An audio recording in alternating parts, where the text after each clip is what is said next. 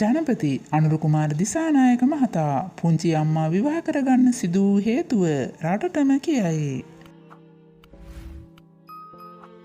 කත්නෝරුවේ සිරිධම්ම හිමියන්ගේ බණ අහන්න ඇවිත් හිටපු විශේෂ චරිතයක් අහම්බෙන් කැමරාවේ සටහන් වුණ දර්ශනයක් මේ වෙද්දී හැම තැනකම ෂෙයා වෙනවා. ඒ අපේ ජනාධිපති අනුර කුමාර දිසානායක සහෝදරයාගේ ආදරණීය බිරිඳ මල්ලිකා දිසානායක මහත්මියයි.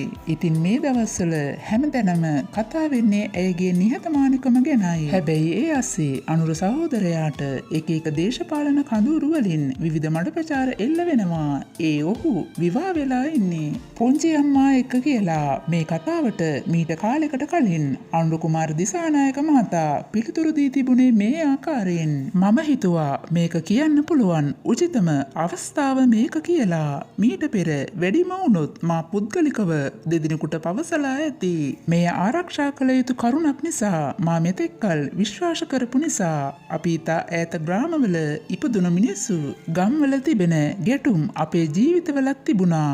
ගම්වල තිබුණ පීඩනය අපේ ජීවිතවලත් තිබ්බා. ගම්වල තිබ්බ නීරස රළු ඒ ජීවිතය අපේ ජීවිතවලත් තිබ්බා. අපේ අප්පච්චිට ලොකු පරම්පරාවක් නැහැ. ඔහුගේ ඥාති එක්කෙනෙක් දෙන්නෙක් හැර මම දන්නේ නැහැ. අපේ අම්මට ලොකු පරම්පරාවක් තිබ්බා. පරම්පරාවක් කියන්නේ පිරිසක් හිටියා. වැරදි අර්ථකථනයක් ගන්න එපා. පිරිසක් කියන්නේ සහෝදරයන් හිටියා. සහෝදරයන් හිටියා. අප්පච්චිගේ සහෝදර සහෝදරියන් මම දන්නේ නැහැ. අපේ අම්මගේ එක නැගණියක් හිටියා. ඇය විවාහ වෙලා හිටියේ කොණ්ඩ කපන්නෙක් සමග.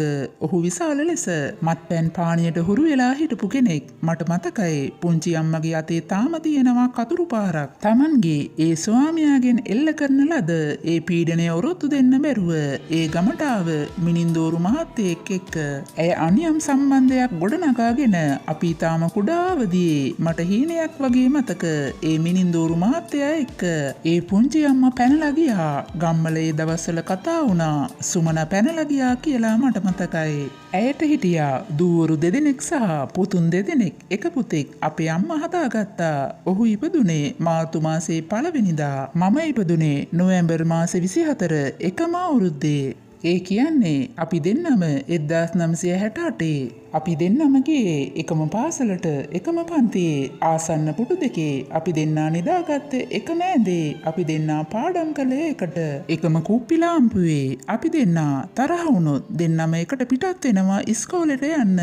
යාළුවෙක් මගදී හමු වුණාම ඔහු හරහා අපි දෙන්නා කතා කරනවා. අතරමැදි කරහා අපි කතා කරනවා. එතකන් අපි කතා නොකර යනවා. සාමාන්‍ය පෙළට අපි එකට වාඩි වුණේ. ඔහු විද්‍යා විෂය තෝරගත්තා. මම ගණිත විෂය තෝරගත්තා. අපේ පාසලේ විද්‍යාව සහ ගණිතය කියලා බෙදන්න තරම් ළමයි ගොඩක් හිටියේ නැහැ. අපි එකම පන්තියේ. ඒ ලෙවල් වලත් අපි එක ළඟ. අපි දෙන්නා දේශපාලනයට යන්නෙත් එකට. 1989 දෙසැම්බර් මාසේ 15 වන දින මට ඇසෙන වෙඩි ශබ්ද මානයේ ඔහු වෙඩි තබා ඝාතනය කළා. ඔහු සහ මගේ කිට්ටුම මිත්‍රයා පාසලේ පේමසිරි ඔවුන් එප්පාවල ඇඳගල බෝගහගාව ටයර් සෑයකට දාලා විනාශ කළා. මා ගෙදරට ගොස් ඉන්නවා. පක්ෂෙන් පණිවිඩය එනකන් දින 10කට විතර පසුව පක්ෂෙන් පණිවිඩය ආවා. අයියා අත්අඩංගුවට අරගෙන කියලා මරා දැමුවා කියලා නෙවෙයි. ඒ අයියා හොයන්න අපේ අම්මත් පුංචි අම්මත් පන්සල්වල බෝධි පූජා තිබ්බා. කෝවිල්වල බාරවාර වුණා. සාතර කරුවන්ගෙන් සාත්තර ඇහුවා. මායම් වී සාත්තර කියන අයගෙන් පේන ඇහුවා. විටක ඒ අය කියනවා අඳුරු කරන ලද කුටියක ඉන්නවා කියලා. අම්මයි පුංචි අම්මයි හිතනවා හිරගෙදරක ඇති කියලා. තවත් විටක ඒ අය කියනවා සුදු අතින් ඉන්නවා කියලා. අම්මයි පුංචි අම්මයි හිතනවා භාවනා කරන තැනක ඇති කියලා. 1989 සිට අඩුම තරමේ වසර 10ක් ගත වී ගියත් මාද මෙහෙම කියන තෙක් ඔහු මට වෙඩි ශබ්දය ඇසෙන මානයේ මිය ගිය බව මම පවසා නැහැ. කාලය විසින්ම ඒ සටහන් අම්මගේත් පුංචි අම්මගේත් හිතෙන් ඈත් වී යන්න ඇති.